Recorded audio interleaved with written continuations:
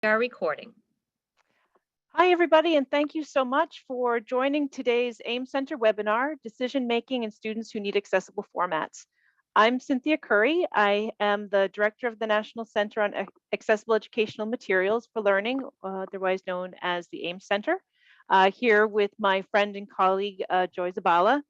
And we know that this is an old yet a new topic. So we know in this particular webinar, we're talking to multiple audiences. And so we are hoping to leave plenty of time at the end of the webinar for some Q&A. We'll explain this as we go along. Thank you so much for being here. To view closed captions, be sure that you select the closed caption button on your Zoom menu bar. Thank you to Kelly for being here as our captioner. And although everybody's audio is muted for the purpose of the webinar, we do encourage conversation. Please use the chat panel for that and choose all panelists and attendees to make sure that everyone sees your comments, your questions, and is able to engage. Make sure it's not just going to panelists. And I also want to thank Leslie O'Callahan and Luis Perez, who are both here to help monitor the chat for us, as well as support materials and resources as we go along. The slide deck for the webinar is available for download on the AIM Center events page, and I know that Luis and or Leslie are both handling, showing you where the links are for that. And the recording for this webinar will also be available within a week on that same page that will be professionally captioned at that point. If you missed it, you came in just a second ago, you may have missed that I'm Cynthia Curry and I'm Director of Technical Assistance at CAST and also Project Director for the National AIM Center. Thanks so much for being here. Joy? Yes, I'm Joy Zabala. I'm the Senior Technical Assistance Advisor at CAST and Project Director Emeritus of the National AIM Center. And I was delighted to hand it over to the capable hands of Cynthia Curry. And I'm ever so grateful that Joy is here as a senior advisor for the center and so many other projects at CAST, and was thrilled that we could work on this together because it is sort of an old yet new process. And I know that those of you who have learned this process from Joy over the years will be assured and comforted by Joy's guidance as we move into some new concepts, some new terms, new considerations around this decision-making process. So the objectives are that as participants that you'll understand the meaning of this new term, accessible formats, the need for accessible formats by some students. You'll understand the team decision-making process that leads to the provision of high quality accessible formats in a timely manner. So we're really looking at this process is not just a way to make sure that students with disabilities who need accessible materials in another format receive them, but also those two key terms, that they're high quality materials and they're provided in a timely manner.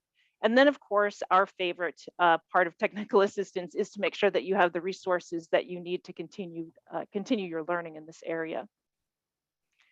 Joy. Great. So then we come to the challenge and the vision and the barrier. So first we'll have a look at the challenge. There we go. So the challenge is basically that text in fixed format is not usable for all learners. Now, text in that fixed format doesn't necessarily mean that it's print. It certainly includes print, but there are also certain digital materials that are in fixed format as well. So just because something is digital doesn't necessarily mean that it can be used by all students. So let's have a look at the next one, Cynthia. And of course, the vision is that every student who enters into the learning environment can use the materials that are there for learning. And certainly in this particular focus, the text materials that are usable. I'm not sure about that one guy who's doing his chemistry experience. We might say he's not on task, but everybody else is learning and using some different ways of learning. So the vision is everybody learns here. And Joy, as a former middle and high school science teacher, I do take issue with that, Yeah, well, maybe either he's slightly ahead of his time or distracted, one or the other. So the barrier is that fixed text. When fixed text is selected as a material for the curriculum, whether it's print or digital, a different format may be needed for some students in order for them to participate, to make progress, and to be as independent as possible. So Cynthia, tell us about accessible formats. Okay, so this term accessible formats is new. And we know that many of you are aware that the term accessible format has replaced the original term specialized format. This was a result of the Marrakesh Treaty Implementation Act, which served a good purpose to open up more freedom, the flow of books across borders internationally for individuals with what were print disabilities, which are now eligible person. So although we have some changes in the terminology, which does have some implications for this decision-making process, we also want to assure you that there are still a lot of consistencies. So for example, accessible format is the new term for specialized format.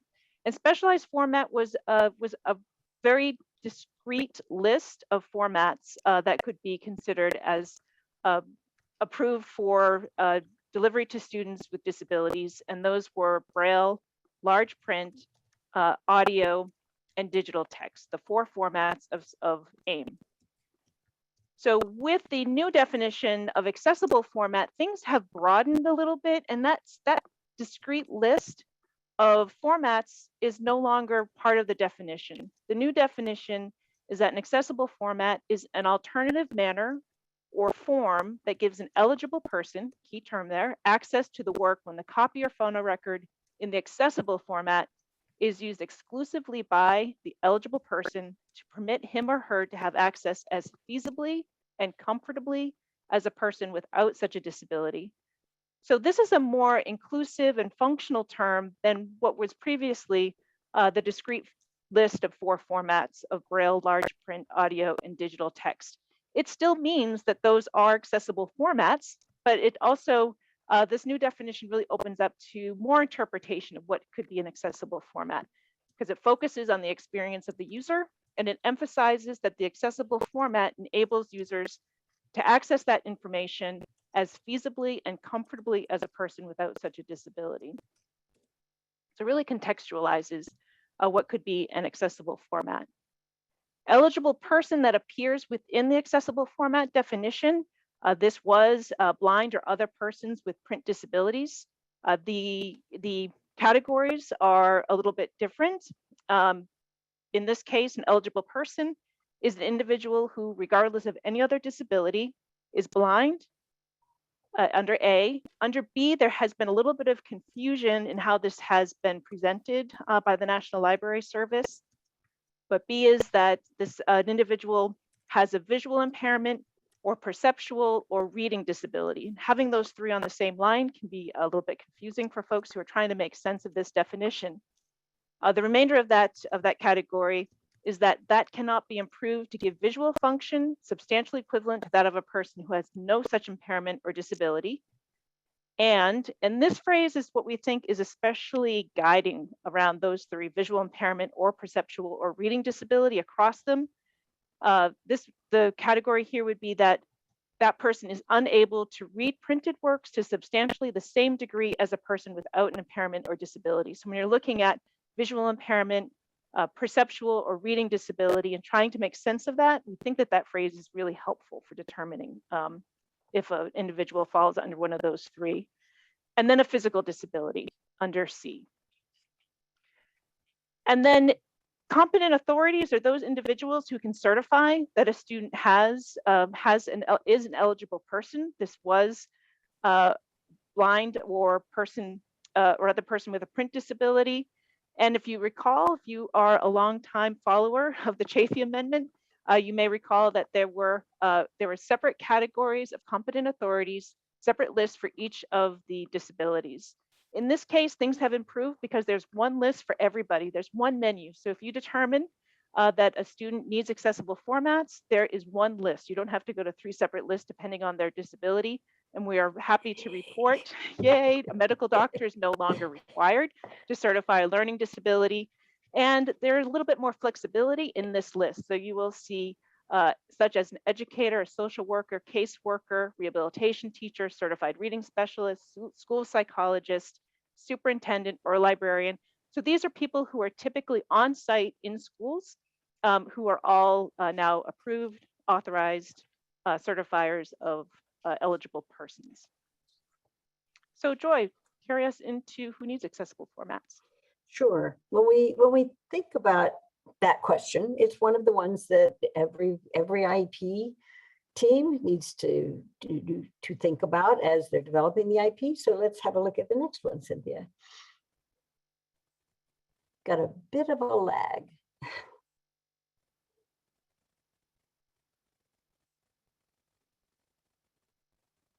There we go.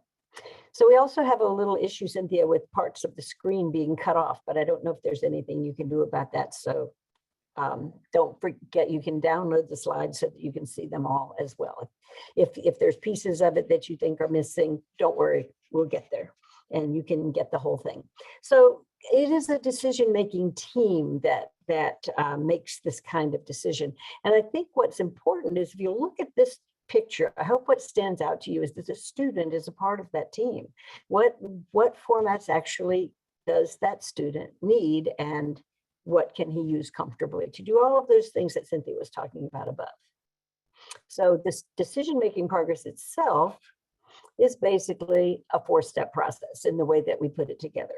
Step 1 is to determine a student's need, basically by saying, can the student use the materials everybody else is using in the formats that they currently exist?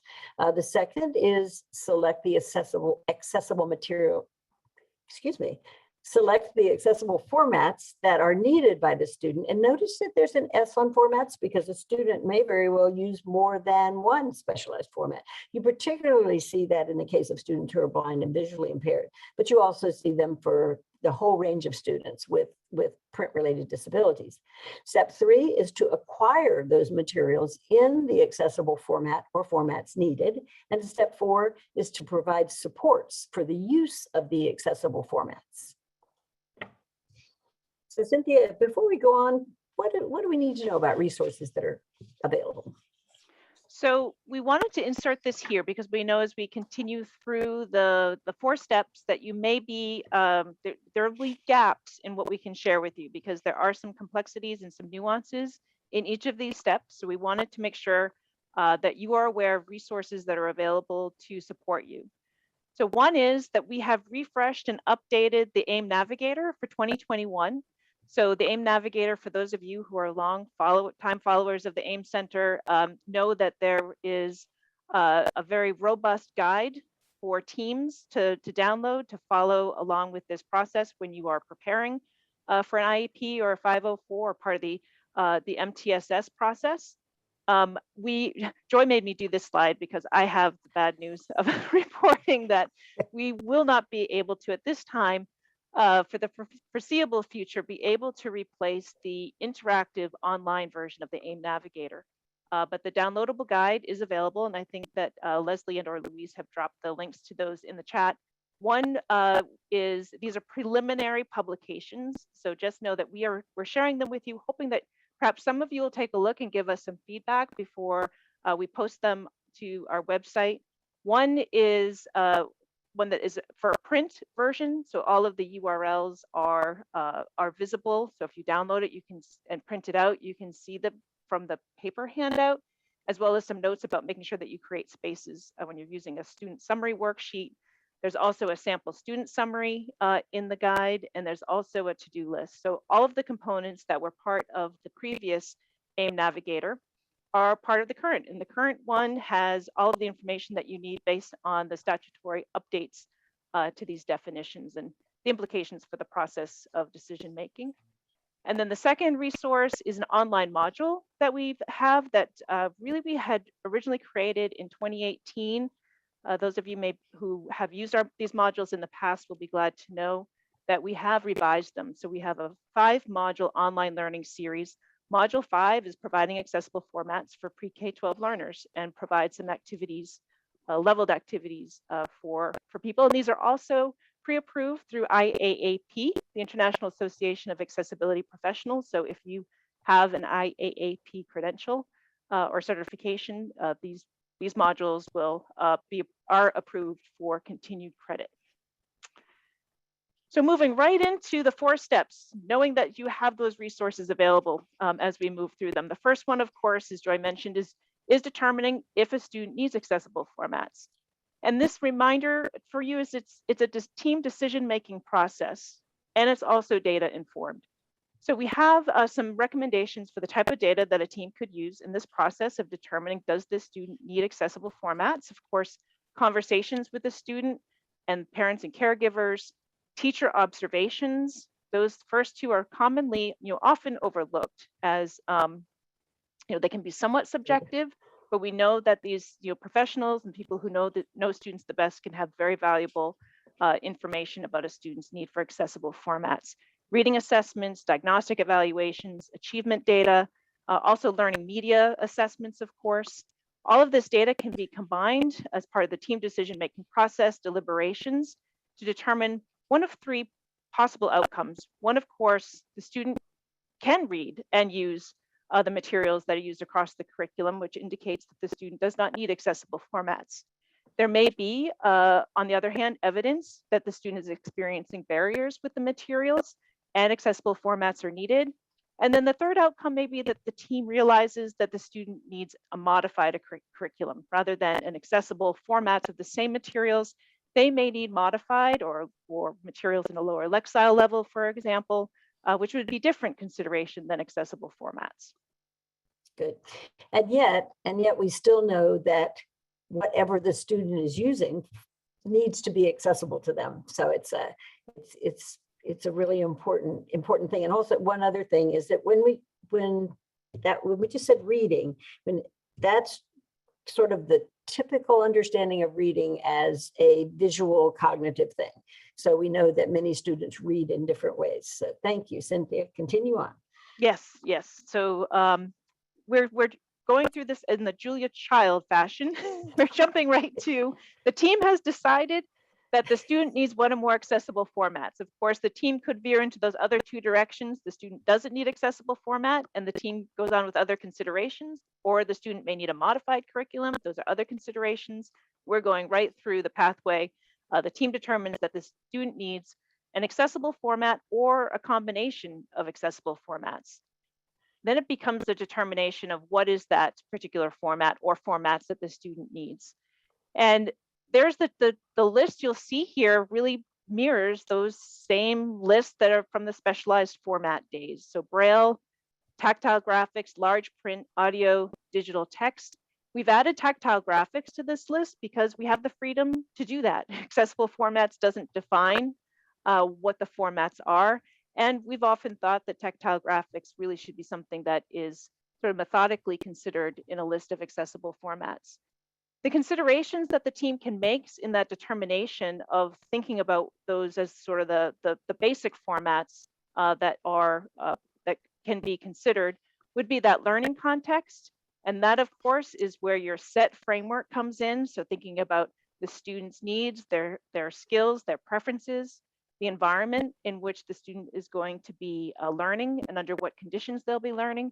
And then, of course, the tasks that they need to complete. What are the assignments? What are the activities that are part of the curriculum? So student, environment, and tasks, or that set framework. Thank you, Joy, for that gift. And then results of trials with formats. So making sure, giving the student opportunity to try as based on that, the considerations that come out of the learning context, what are the formats that the student may need to trial? Is it audio and digital text? Perhaps it's Braille, tactile graphics, large print, but a combination would be helpful. Joy. So then we get to the point where you know what is needed and you've made some decisions about that, but now you have to get it. So what we know is that there are multiple sources of accessible formats right now. And that has grown exponentially. So we have to think about the format type. What are we looking for? Again,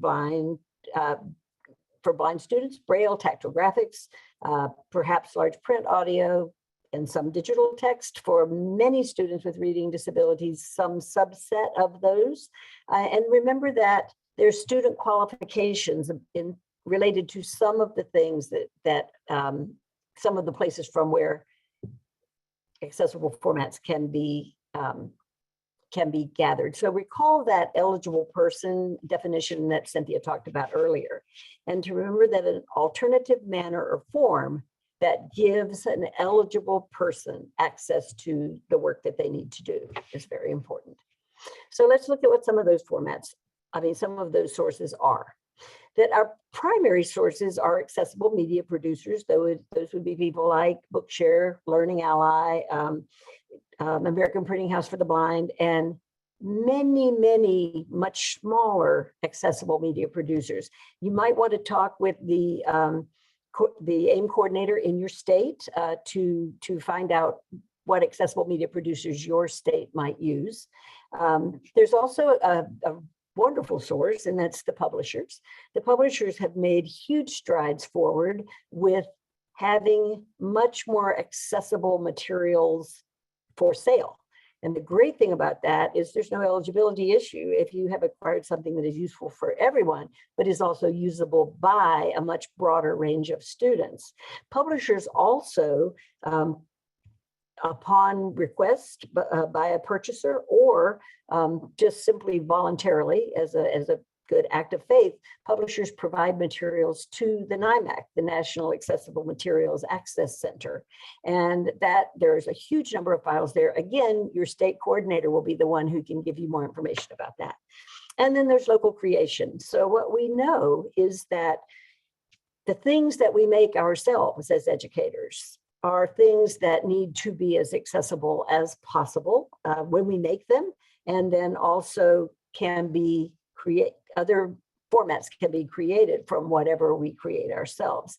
And there's some wonderful stuff on the AIM Center site about creating accessible formats. So regardless of where materials come from, whether they're purchased or made by us as teachers, it has to be usable by the broadest possible range of students. And that's where your accessible stuff comes from. It isn't okay just to say, oh yes, we have the textbook accessible, but all our handouts, no, they're not accessible. It really has to be anything that's used for teaching and learning, whether it is published or whether it is locally created. And Joy, I'll just insert here that there's nice guidance for that, because this obviously can be really very overwhelming, because in many cases, this decision under step 4 will require a combination of these three. And in the AIM Navigator, as well as how the online module 5 works for guidance, is some nice step-by-step processes to guide the team through this process of what are the materials that the student needs, creating a list, and matching those two sources. So of course, students are using teacher created materials all the time, coordinating with teachers, what are the materials that you're going to be using this year that you're creating? Or we know teachers are responsive, and so they're going to be creating materials. Sometimes they're not, if we know our best teachers are creating new content, they're not always relying on the previous time that they taught the unit.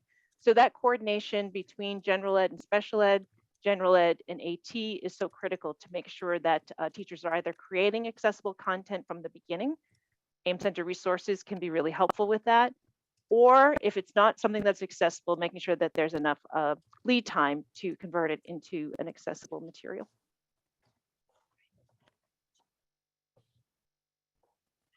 So step 4. We know, and we've learned this from the use of technology in general, the use of assistive technology and other things, that supports for use are critical. It's not just you now have the format, here it is, go forward. We know that it takes many years of sequential steps to learn to read visual materials. It takes many years of opportunity to learn and grow sequentially to be a good reader of Braille materials. It also takes support to learn to use audio materials for reading.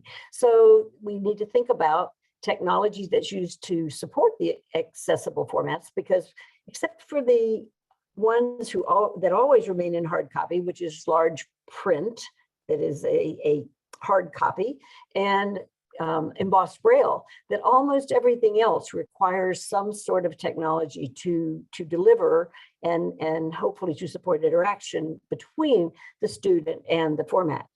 It takes training for the student and for personnel and the family to think about what those steps are and to move through those steps. There are also perhaps different instructional strategies that we need to know as we work with students who are using these different formats. And support services, as well as accommodations and or modifications. What we hope and look for always is the opportunity to accommodate rather than to modify. That doesn't mean that we don't modify when we have to, but accommodation enables people to move in the same direction, perhaps by a different path. Modification may actually change the journey in some way.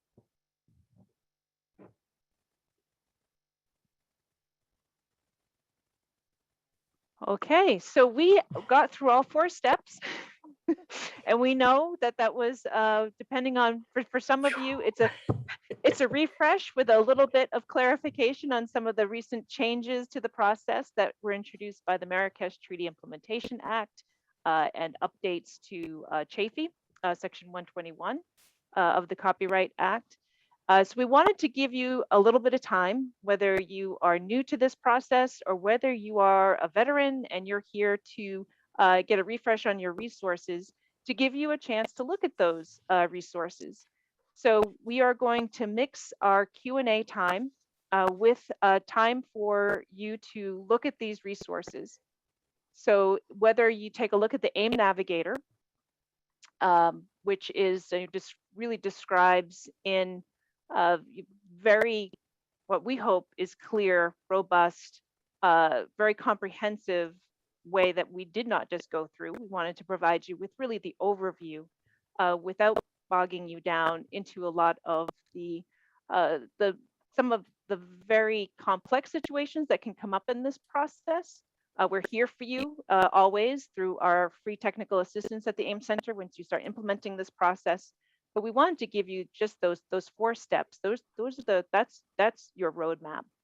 And now give you a chance to look at these the resources. So the AIM Navigator will help guide more, point out where some of those issues may come up in the decision-making process, and equip you with some of the frequently asked questions that we hear, as well as some resources that can help guide you through those more complex considerations that we know come up in this process.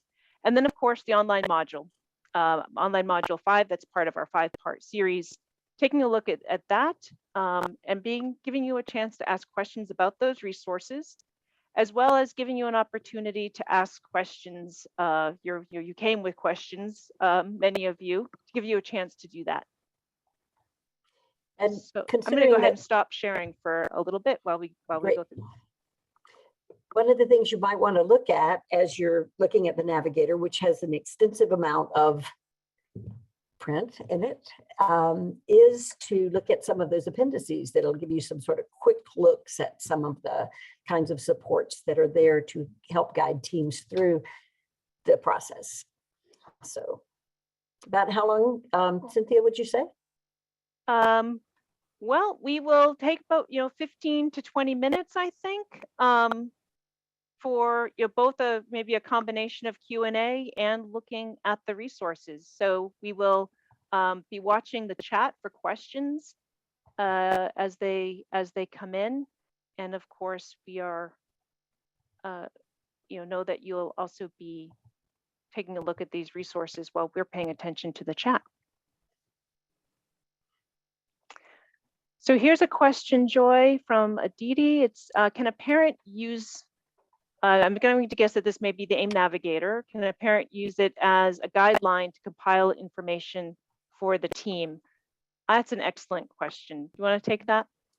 Sure, Aditi, nice to see your question. And absolutely, when you're preparing to go and talk about these accessible formats or the possible need for accessible formats, then it's great to have thought about ahead of time those kinds of questions. And the second one, the one about what are the materials that are going to be used, may be something that school provides you with a list of that, or certainly are discussing, because they know what those curricular materials that they're going to be talking about.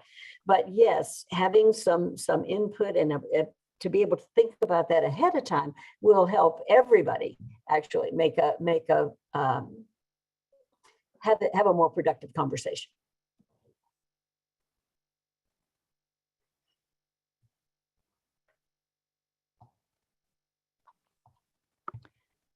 Sandra had asked about the source for publishers. And I know Louise, thank you, Louise, for dropping the link to our acquiring accessible formats page that outlines the sources that Joy discussed under step 3. Maybe that you're referring specifically to the National Instructional Materials Access Center, or the NIMAC. And the NIMAC is the repository where publishers deposit a NIMAS file of their materials. So let's say Houghton Mifflin Harcourt creates a science book, and they're directed by the state or school district per the Individuals with Disabilities Education Act to deposit a NIMAS file of that book in the NIMAC. That NIMAS file is there for an accessible media producer. So it could be Bookshare, it could be APH, it could be a state instructional materials center, can download that file and convert it to a student-ready accessible format. So it's a repository for publishers to the extent that the publisher deposits their file into the NIMAC, and that allows that file to be converted into a student-ready format in an efficient manner. Great. Yeah, it's important to know that those publisher files in the NIMAS format are not ready to go directly to a student. They do have to have an accessible media producer create the student-ready formats from that. And John had a question, Cynthia, that you might want to take. Oh, sure. So John's, where are we with updates to IDEA and the regs with regard to the latest definitions? You know, the SPED directors will want to know. So this is all up to date. So the new definition of eligible person is currently active. The process of competent authorities and having that list, and medical doctors no longer being required to certify a learning disability, all of this is currently has passed. It's all been in the Federal Register. So this is guidance that states and districts can be following. Great. And Elizabeth has a very good comment on the section where we were discussing Braille. And they want to add that IDEA says that the presumption is that students who are visually impaired will learn Braille unless evaluation shows that it's not needed or that it cannot be used by this particular student. That's really important. And when you look at the third of the special considerations, that's exactly what it says. In the special considerations in the development of the IEP, you are presuming that the student will be taught Braille unless there is compelling evidence by for the IEP team to make a decision that they would not be. It's not a matter of, oh, well, we have audio, so we don't need Braille anymore. That would be like saying, well, we have audio, so we don't need traditional text anymore. So that's an important comment, Elizabeth, and I'm glad you brought it up. Great. And Roxanne's comment is, do you have any information about setting student iPads or laptops to voice to text or speak accessibility functions? And then, so that's one question. I think that's a technical question on really taking advantage of the built-in accessibility features of devices. So this happens to be an iPad, but we know that there are these built-in features across devices that support really UDL, taking content and allowing students to hear it, to change perhaps the appearance, to be able to create content with their voices. So yes, on the AIMS Center website, and Luis Perez, who is here as a TA specialist for the AIMS Center, that is his specialist. So we certainly have that support. And would these functions be considered accessible formats? So the functions, those features themselves would not be considered accessible formats. We do know that in order for those features to work, so in order for text-to-speech, for example, to work on a material, whether it's maybe a teacher provides or a publisher provides a PDF of a material, and the student opens up that PDF on their device, let's say it's on their iPad, in order for the built-in accessibility of that device to read that PDF, the PDF needs to be accessible, needs to be an accessible format. So it needs to be an accessible digital text. Oftentimes a PDF is provided that's image only. So it's a scan of the content, which is essentially just a picture. And that actually is fixed text. So that's the type of, when we're talking about digital materials that, or those certain digital instructional materials or educational materials that are in digital format, but are fixed text, an inaccessible or image-based, untagged, multiple ways that those types of PDFs are referred to. But PDFs can be created to be accessible, and we certainly have that guidance on our, I think that's module 3, in fact, of our 5-part online series. So the accessible format really is the material itself: large print, digital text, audio, tactile graphics. So those are really the formats that would be considered accessible. And Joy, I think this last one is all about you. Yeah, I think so. So Cheryl, thank you. There's a couple of things in what you said about until a few weeks ago, you didn't know me or you didn't know about the SET framework. Well, one of the things that I'm sort of sorry to hear is that it's only being used by people who come in to do this kind of work, because the notion is that it's a framework. It's not a particular thing that takes a long time or a short time. So I think what you might think about as we relate it to accessible materials is basically, is the student able to use the tools, the reading materials that are in their customary environments to do the reading tasks they need to do with the materials as they are? Or do we need to do something else? And that something else is what the tools are. And that would be where the accessible format that the student needed and the way that format would be delivered to the student and enable the student to interact with it. So yes, indeed, the framework can be very comprehensive and go into every way. But if you think about how it applies to this particular situation, it's basically a fairly quick question and one that's very much related to step one. You know, is the student able to use the materials that are being used for instruction and for education in their customary environments? If the answer is no, then let's look at what the tools or those alternative formats and technologies would be. I hope that helps. I'd be glad to talk with you more about this at some point if you want to drop me a note. Okay, so I just answered a question. So I'm scrolling back up to find my place here.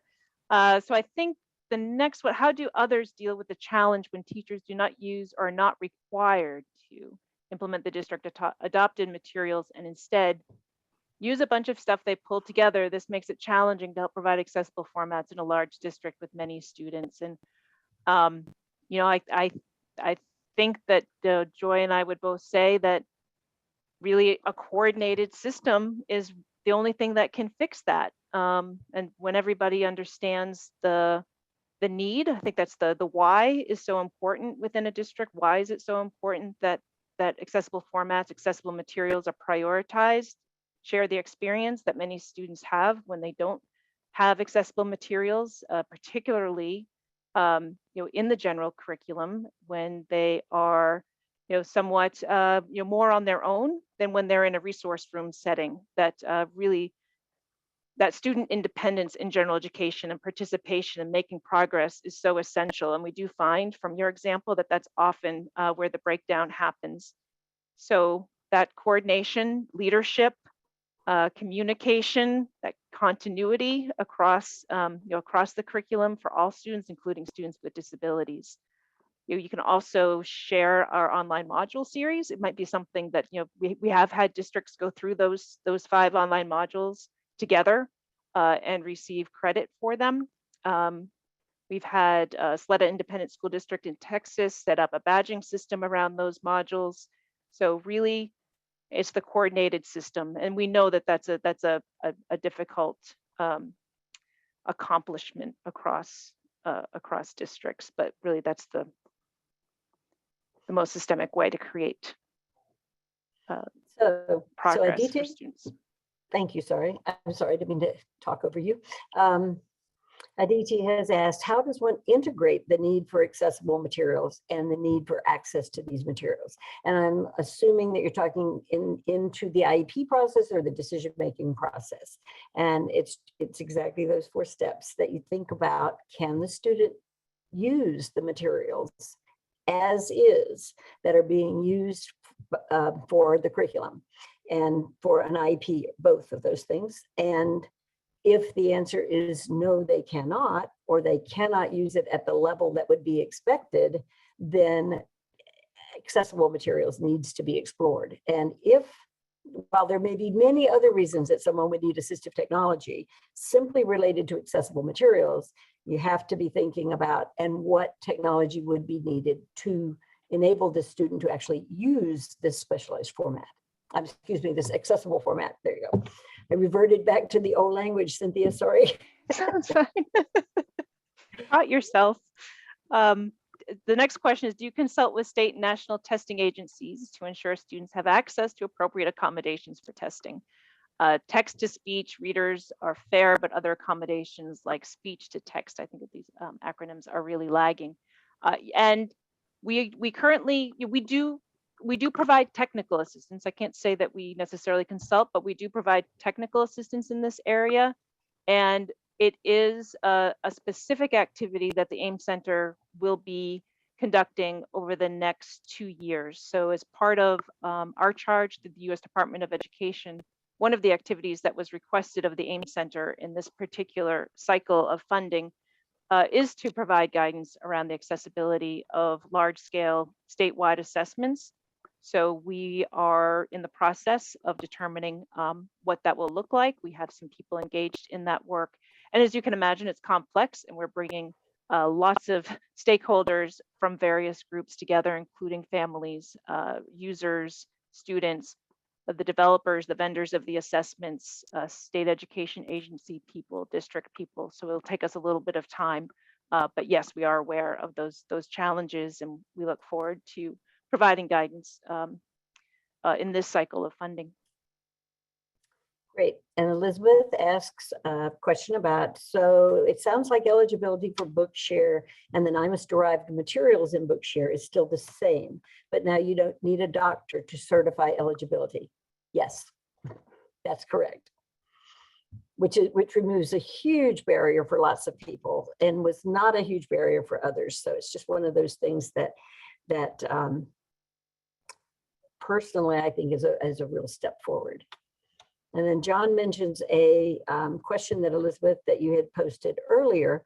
One thing we remind teachers is to determine if the student can access computer-based testing. So this is sort of related to what Cynthia was just talking about. Could you comment on this? It's a hot topic here in Maine, where students with print disabilities are taking statewide computer-based assessments that have a varying degree of accessibility. And I have to tell you, I wish I could say that was just in Maine, but it's everywhere.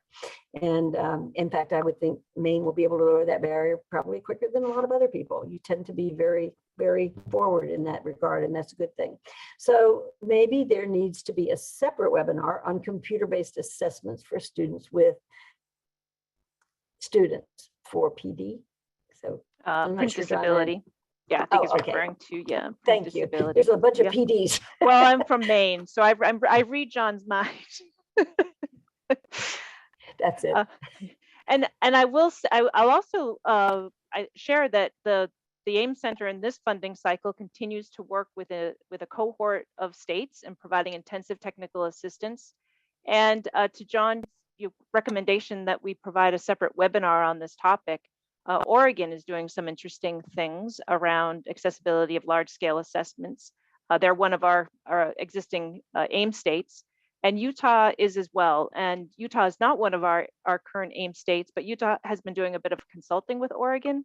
So it may be, John, that's an opportunity. I can't say that they have the answers, but I do think that they could. They're doing some leadership work in this area. And of course, every state's assessment process is different. The assessment itself is different. So we could offer that under the nuance and disclaimer that we know that that this is complex, but we certainly start with sharing the resources and the networks that we have. Right. And Aditi has another question or comment. Sometimes teams like to say it must be available to students all the time, it being AIM. And how can this be made more functional, reflecting on the accessibility and worded better? And I'm not exactly sure what that means, because yes, if materials are being used for learning in the environment, then they do need to be accessible when and where the student needs to be able to use them, which is why you sometimes see multiple formats. So when you think about the functionality, the function is gaining meaning from codified text that has been set down in some format so that everyone gets the same information. And so this, what the accessible formats mean in this particular way is that exactly the same information is in those accessible formats as in the original format. So the functionality key here is gaining information from those materials. So I'm not sure if that helps any with the wording. Maybe it could in some places. Don't hesitate to contact us off the list and we can help you with that. And then I have to take the next one just because it's from the best OT in the universe. And that's Eileen Garza. I'm slightly prejudiced, but she's great. Our biggest problem with computerized testing is with our students who have hearing impairments and print disabilities. It's a huge challenge. It certainly is, because then you've got two sensory pathways that are not going to help that student with those potentially inaccessible tests. Eileen, you want to say a little bit about what you've done in that particular situation, or what some of the ideas might be that you would have? And I guess you could only say it in the chat, but that would be nice to share. And Joy, while she's doing that, I'm just going to quickly address a follow-up question that Roxanne has around the PDF question and whose responsibility is it to make PDFs and images accessible. And that is going really to depend on your district and the way roles and responsibilities are set up. It's going to look a little bit differently. I'm sure, hopefully, maybe there's some folks who are in the webinar now who might say within your settings who is responsible for converting materials on site. So is this accommodation legally binding, so the staff have to make sure it is accessible to the student at all times? Yes, it is. What is in the IEP is legally binding, providing accessible formats in a timely manner under IDEA, and the IEP would be, is a legal document. So it is really important that there be, we'll say it again, a coordinated system within your district to make sure that these roles and responsibilities are covered. And it's going to look different based on the setting. And we'd be happy to talk with you about what your setting might look like. Right. And Elizabeth says that we in Florida are working with our Bureau of K-12 Assessment to make it so that students can use screen readers and refreshable Braille displays on statewide assessments. Hasn't been done before, so we're in the early stages. Bravo, keep up the good work in that regard, because that would lower barriers for a particular segment of the population. And that sort of leads in a way to what Eileen says about what they've done. They've brought together their team and they do some trials about what does work for students who are both hearing impaired and have visual issues. For some things, they've had to go to paper. That is just one of the things that sometimes has to happen. The magnification has been inadequate to support the visual needs in the electronic format.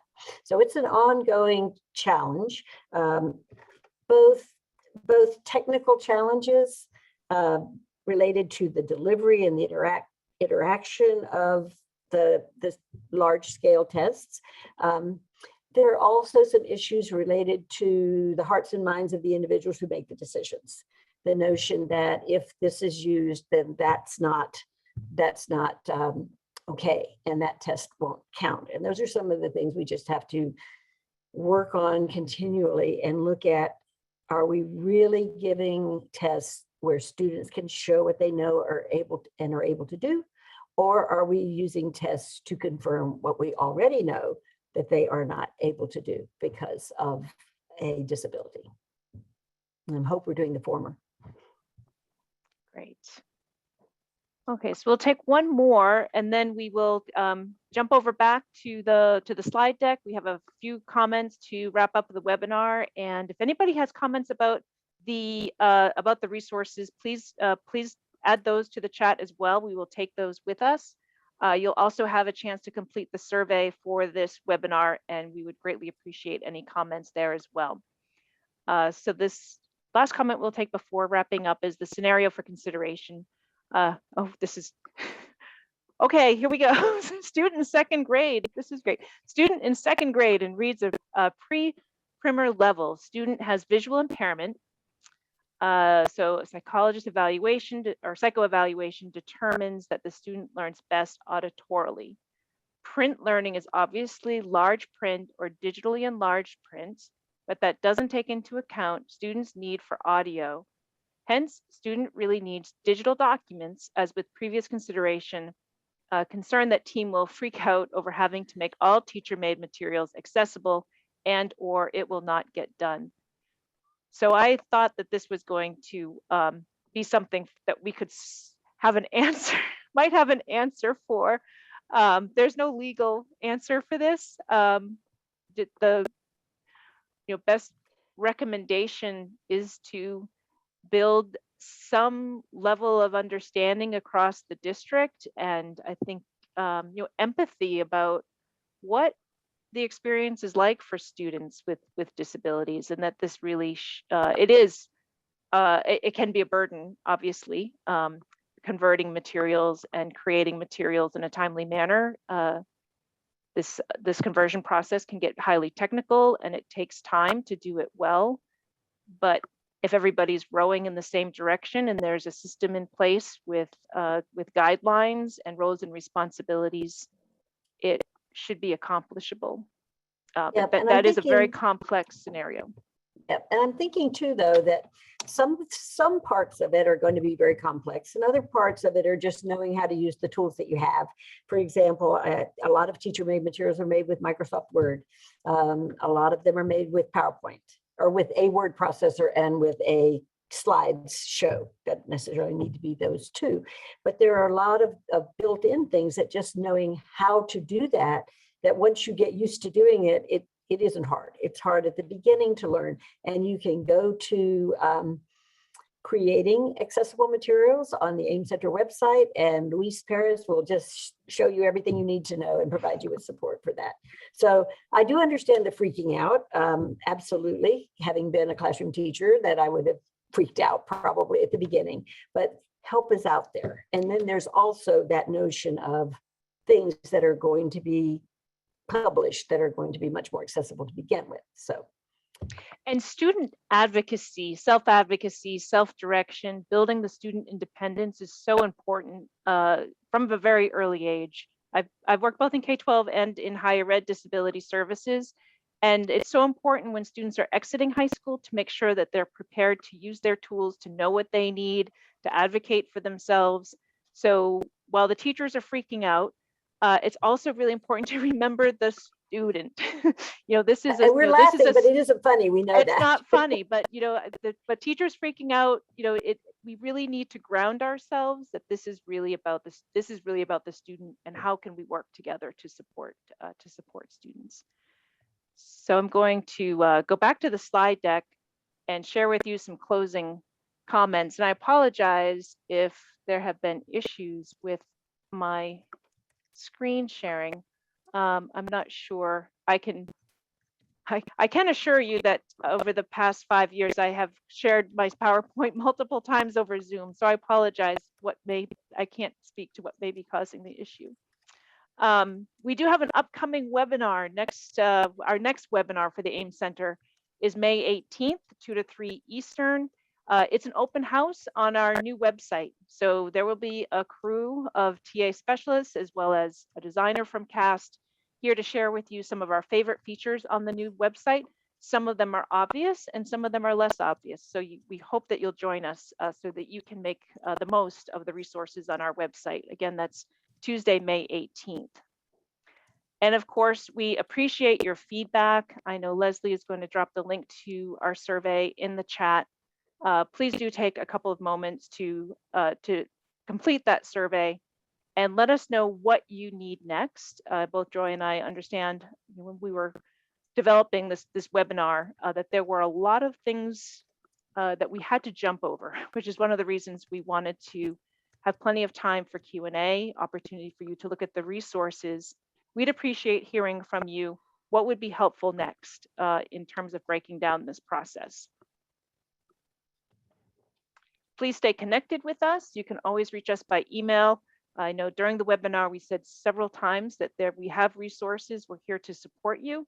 You can reach us at aem@cast.org. Follow us on Twitter so you don't miss any of our webinar announcements or resource releases, either on Twitter or on Facebook. So Twitter is @cast_UDL or on Facebook @castUDL. Remembering that the AIM Center is at CAST, so we think about universal design for learning in all of our technical assistance and resources. And I think it'd be nice to end this webinar on a sort of a funny note, that we get many requests to furnish things, which is not what we do. We don't create accessible materials and provide them. But we had the most unique request came in this week to aim@cast.org. And that was related to the lumber. Someone needed to build a house, and could we please connect them with the lumber? And we couldn't. But we did think, that's interesting. We'd have to hire a whole new set of people to do that.